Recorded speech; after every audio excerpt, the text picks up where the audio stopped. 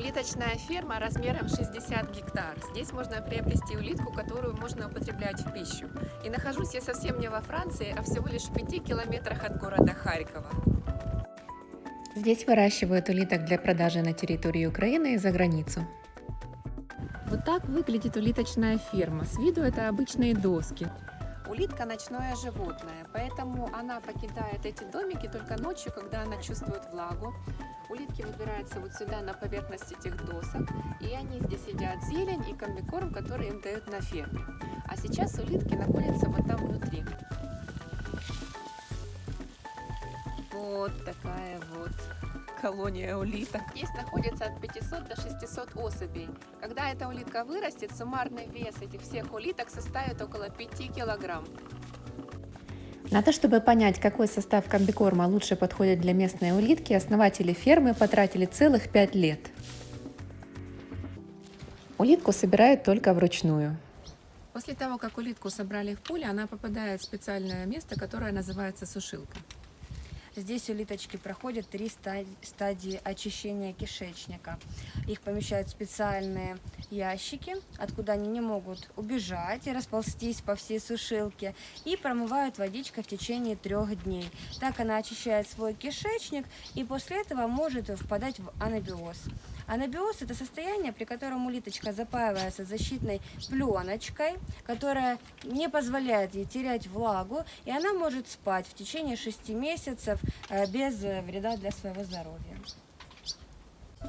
Хозяева фермы пригласили меня пройтись по своим владениям, показали водоем, а также трехэтажную башню, наверху которой открывается обзорный вид. Когда идешь там внизу в полях, то ты не понимаешь, насколько большая эта улиточная ферма. Но здесь, сверху этой башни, открывается шикарный вид. Радиус 2,5 километра – это все плантации, на которых выращивают улиток. На ферме выращивают несколько видов улиток. Слева маленькая – это которая употребляется в пищу. А справа с черной мантией – это которую используют для получения слизи и икры. Это самый простой способ получения слизи. Конечно же, мы им не пользуемся, но для любимых зрителей и подписчиков показываем.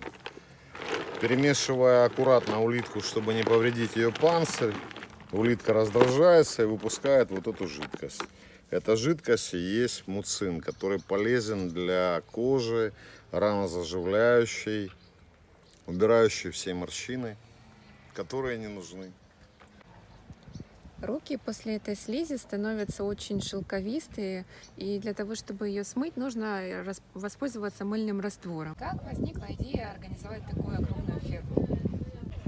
Идея открытия фермы возникла примерно лет 10 назад. Прецедентом послужило путешествие с друзьями по Европе. Мы зашли в прекрасный испанский ресторан, где нас угостили улиткой. Нам это очень понравилось, это оказалось неимоверно вкусно, и мы решили для себя эту культуру завести в Украину. Мы получаем гастрономический продукт, распространяется он по Украине. Также из улитки получается икра, ее тоже используют в гастрономии. И немаловажный фактор, из улитки мы можем получать слизь. Ее используют для косметологии. Вы продаете улитку на территории Украины, а обычные люди у нас знают, как ее готовить? Конечно, для Украины это абсолютно новое направление, новый продукт. Улитка готовится на самом деле очень просто, от часа до полутора.